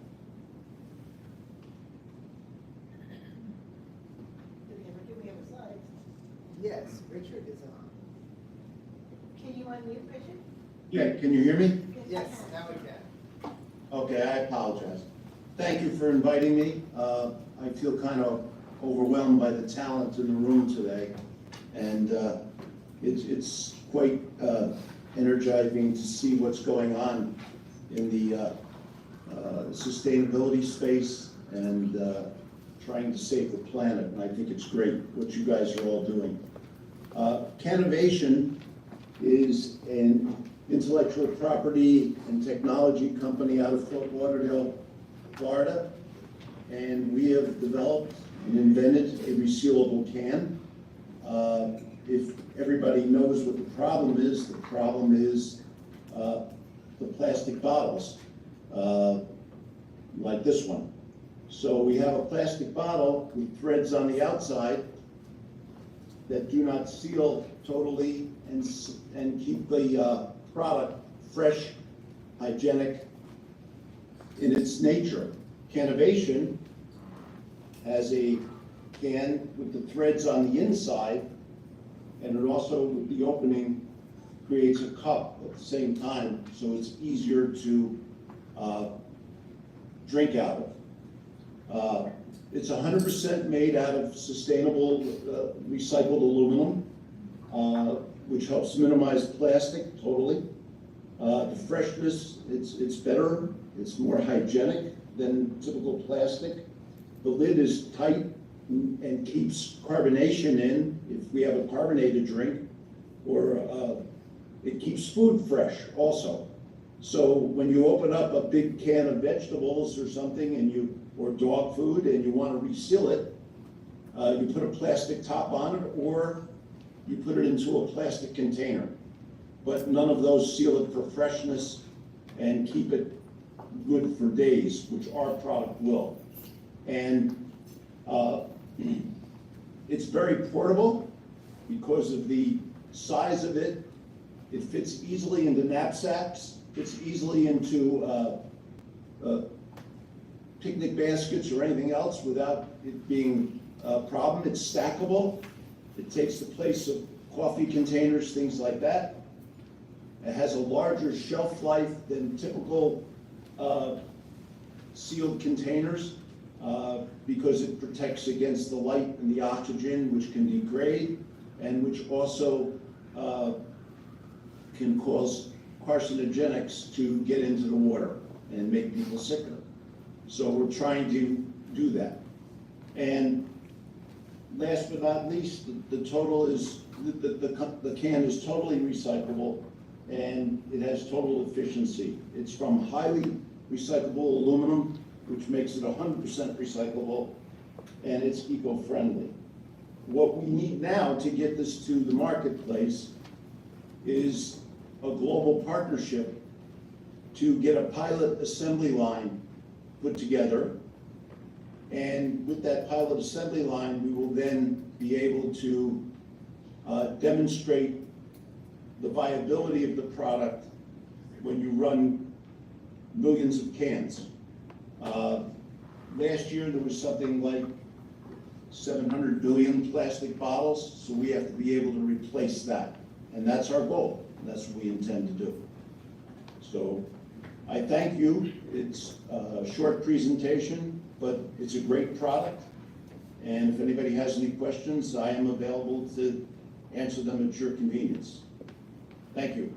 And again, we hope you're feeling much better, and we appreciate you being with us. Thank you for your support as well. Now we're pleased to welcome Rahul. He's the Executive Director and founder of the Palau Conservation Fund. We understand you have an understanding of the comprehension of nature conservative efforts, not-for-profit management, and philanthropic support. You do it all, and you came from this background of the plastic, world. You put your foot in, and you did your initiative. Congratulations to you. We can zoom in, Dan, so we separate the slide. So good afternoon, good day, wherever you are online. I'll maybe zoom out a little bit, yeah. Just trying to get the overall picture.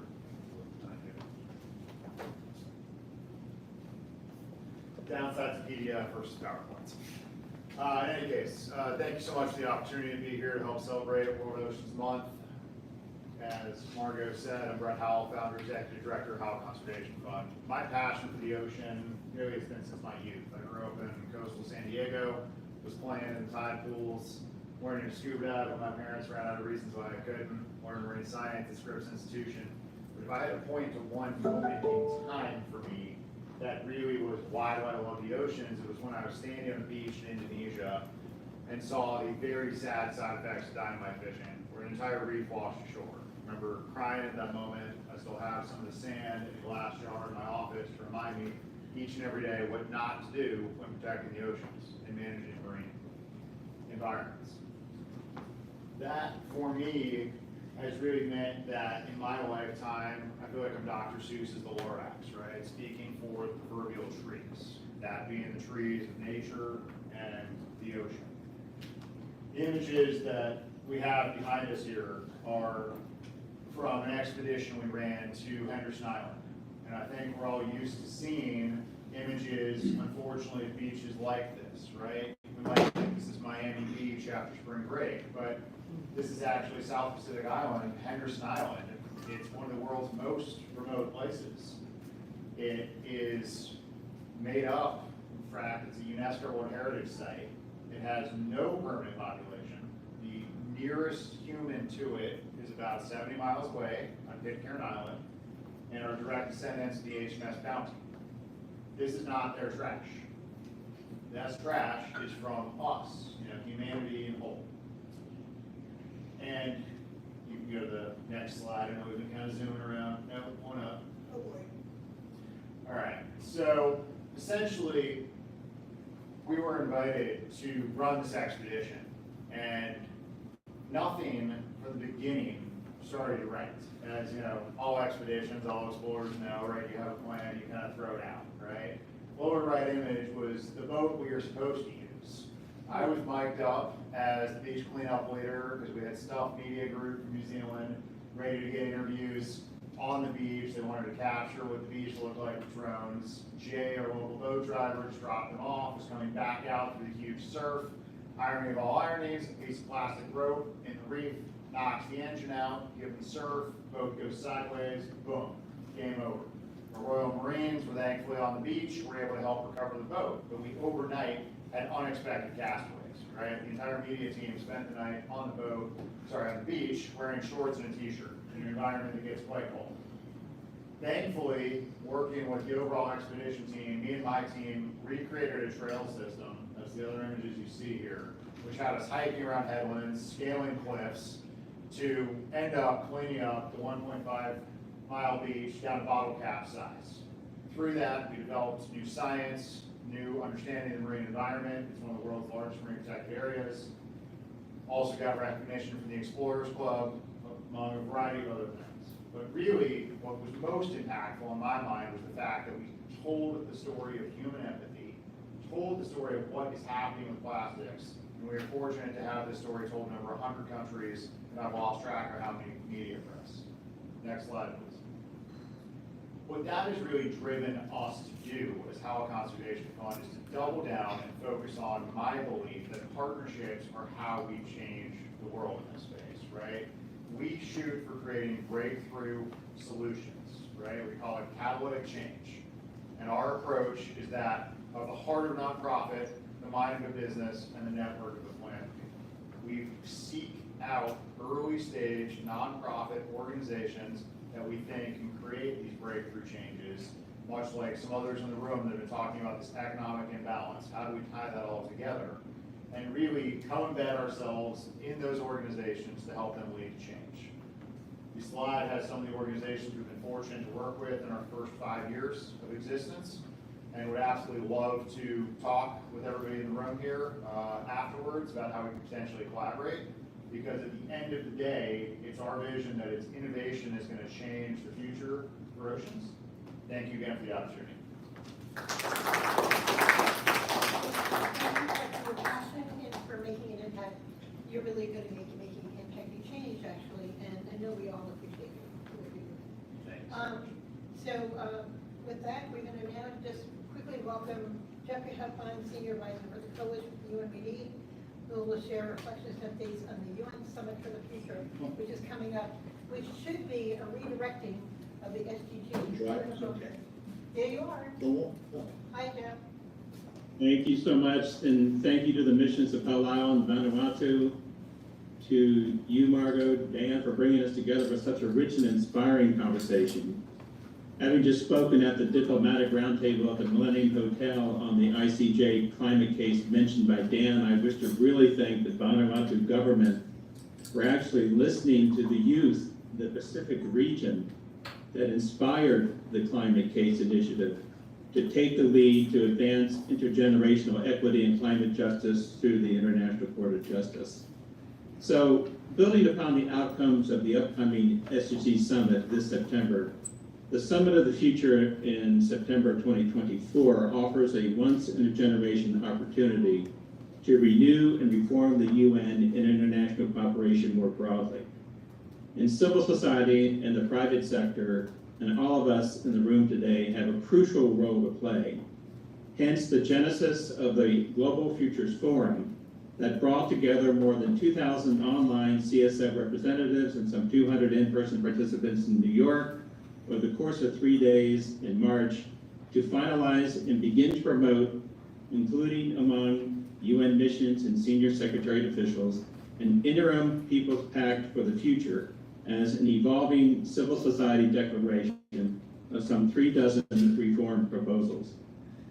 And to continue the global conversation through next year, we are now in consultation with the UN Department of Global Communications about organizing another UN civil society conference next April or May, perhaps in Nairobi, aligned with the Summit of the Future, thereby ensuring even greater grassroots and global South participation.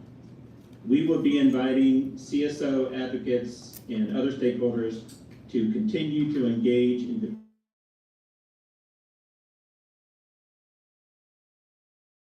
thematic consultations, including quarterly online global town halls for final adoption at the proposed UN CSO conference in Nairobi next spring to influence the outcome. Moreover, we have recently inaugurated a new information clearinghouse bulletin to provide both civil society and UN missions with up-to-date summaries and analysis of the various General Assembly negotiation tracks feeding into the Summit of the Future. Meanwhile, in preparation for this year's SDG Summit, in partnership with the Global Call to Action Against Poverty, we invite CSOs to join us in organizing local and national people's assemblies from marginalized communities in 30 countries around the world, leading to the 4th Global People's Assembly in New York from 15 through 18 September of this year as a series of plenaries, workshops, marches, and public actions to influence the outcomes of the SDG Summit. The vision and genius of Agenda 2030 and the Sustainable Development Goals adopted in 2015 have taught us that the solutions to the challenges confronting humanity require an interconnected and holistic approach that has been so capably demonstrated by the advocates, entrepreneurs, scientists, and community leaders you have brought together today. We invite you to join us on the journey towards the UN Summit of the Future in 2024 so that together we may create the world we need and the UN we want. Thank you.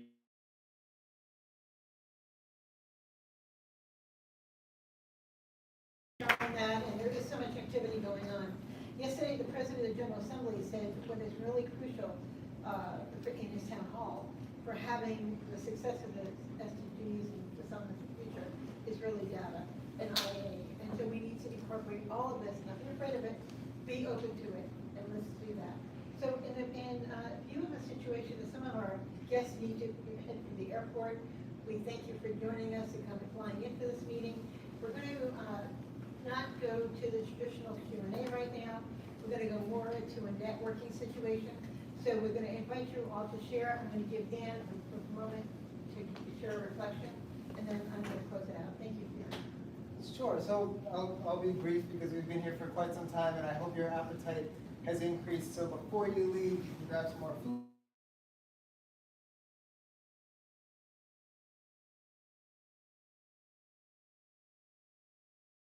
In the room, we all have our different vantage points. It's like the old analogy of the blind man and the elephants, where you can describe it in a number of different ways, but in reality it's one whole. So we have all these different strategies for treating the different challenges that we see in front of us, and I'm hopeful that at spaces like this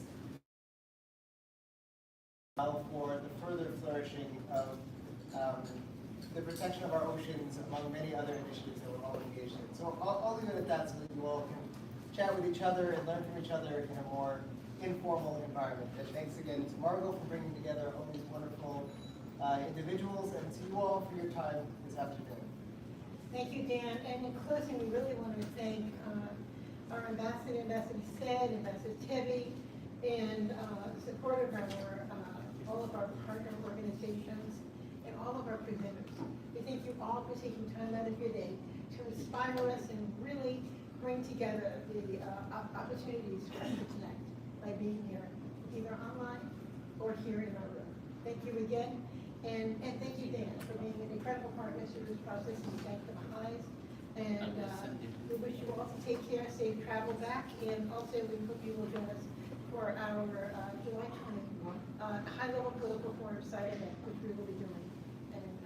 Which we're part of the current cluster, so we do that. Thank you, everyone. We appreciate you, and we look forward to seeing you here. Please, this group, everybody,